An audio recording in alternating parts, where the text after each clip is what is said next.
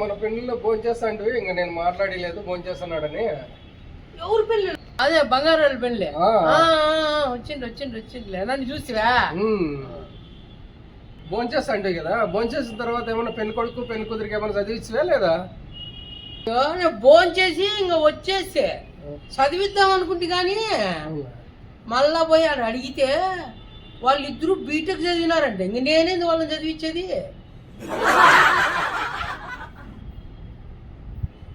చెప్పినాడు ఈయనకి ఒక ఫింగర్ సమాధానం చెప్పినాడు, దానికి ఒక క్వశ్చన్ వేయాల, ఏం చెప్తాడో చూద్దాం.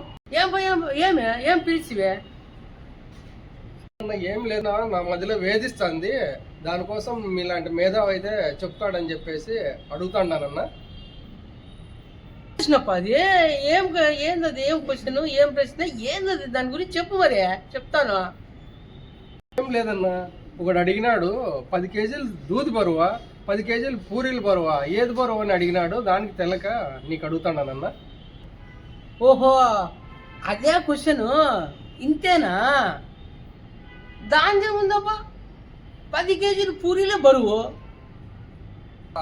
ఏం మేధావన్నా నువ్వు, అది 10 కేజీలు ఇది 10 కేజీలు, రెండు ఒకటే కదన్నా, సమానమే కదన్నా. అది ఎట్లయితుంది?